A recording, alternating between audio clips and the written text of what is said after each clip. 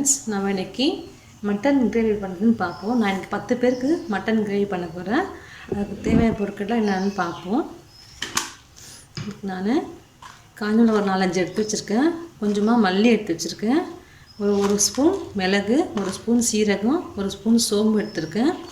மசாலா ஐட்டம்னால் பட்டை, கிராம்பு, இந்த ஸ்டாரு, அந்த மசாலாக்குள்ள எல்லா பொருட்களுமே எடுத்து வச்சுக்கோங்க. நம்ம இதை லேசாக வறுத்துருவோம். வாங்க எப்படி பண்ணுறதுன்னு பார்க்கலாம். எண்ணெய் கொஞ்சமாக ஊற்றிப்போம்.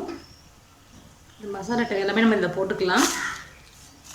மிளகாய், மல்லி எல்லா மசாலா ஐட்டமும் போட்டு நம்ம லேசாக வறுத்துப்போம். இதை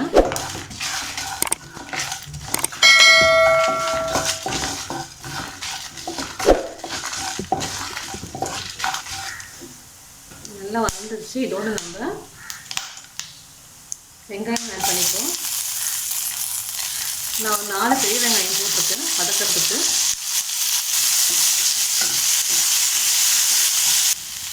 இந்த தக்காளியை ஆட் பண்ணிக்கலாம். நான் ஒரு 3 தக்காளி எடுத்துருக்கேன்.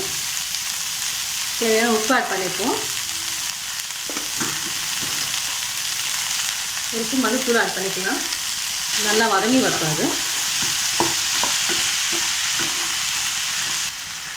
4 பல்லு பூண்டு எடுத்துருக்கு, அதையும் போட்டுக்கலாம். கொஞ்சமாக கருவேப்பிலை இலையும் போட்டுக்கலாம். ஒரு 2 நிமிஷம் மூடி வைக்கலாம். அப்போ தான் சீக்கிரமாக வெந்துடும். நமக்கு வேகட்டும். தக்காளி வெங்காயம் வதங்கிடுச்சான்னு பார்க்கலாம். நல்லா வதங்கிடுச்சு. இப்போ நம்ம தேங்காய் வச்சுருக்கோம். தேங்காய் இதில் நம்ம ஆட் பண்ணிக்கலாம். தேங்காய் நான் துருவி வச்சுருக்கேன். மிக்சியில் போட்டு ஒரு ஓட்டிட்டு வச்சுருக்கேன்.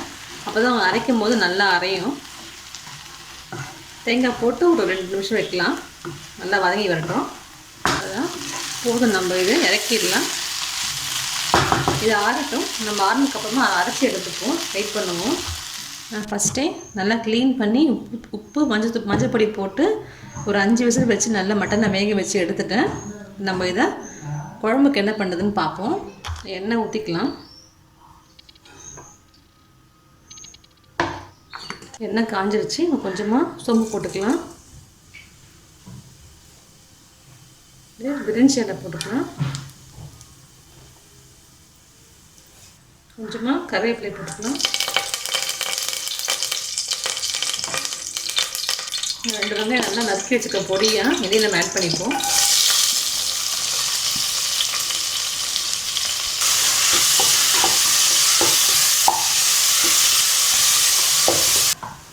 வெங்காயம் வதங்கிடுச்சு. நல்லா இஞ்சி பூண்டு ஒரு பேஸ்ட் போட்டுக்கலாம். நல்லா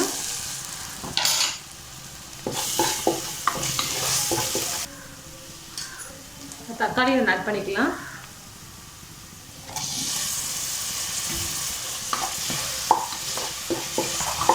தக்காளி நல்லா வதங்கிடுச்சு. நம்ம அரைச்சி வச்ச மசாலா இதை ஆட் பண்ணிக்கலாம். நம்ம எல்லாம் அரைச்சோம் இல்லையா, அந்த மசாலா இதில் ஆட் பண்ணிக்கலாம்.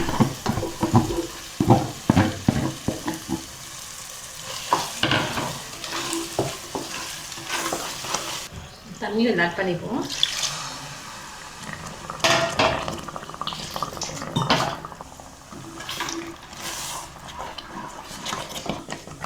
மஞ்சள் பொடி கொஞ்சமாக ஆட் பண்ணிக்கலாம். ஒரு 2 ஸ்பூன் மிளகாத்தூள் ஆட் பண்ணிக்கிறேன். காரம் கம்மி சாப்பிட்டீங்கன்னா கொஞ்சமாக ஆட் பண்ணிக்கோங்க. 1.5 ஸ்பூன் நான் மல்லிப்பொடி ஆட் பண்ணிக்கிறேன்.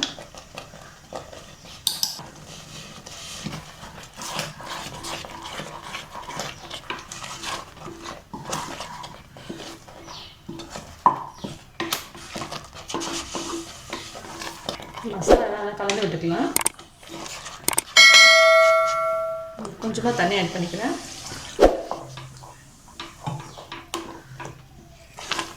நான் ஆல்ரெடி வேக வச்சுருக்கேன். கறியை நம்ம ஆட் பண்ணிக்குவோம்.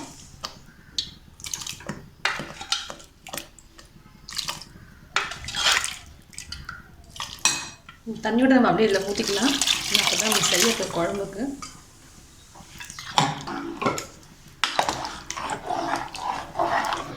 இது நல்லா கொதிக்கிட்டு நம்ம வெயிட் பண்ணுவோம். நம்ம ஏற்கனவே கறி வெந்தது தான், அதனால் இது நல்லா கொதிச்சாலே போதும்.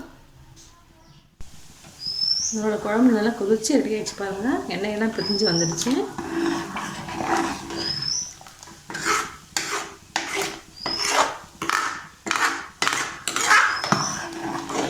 இது ஃபுல்லாக வச்சுருந்தோம், நல்லா கொதிச்சு ஃபுல்லாக வந்துடுச்சு. கடைசியாக மல்லியை தூவிக்கலாம்.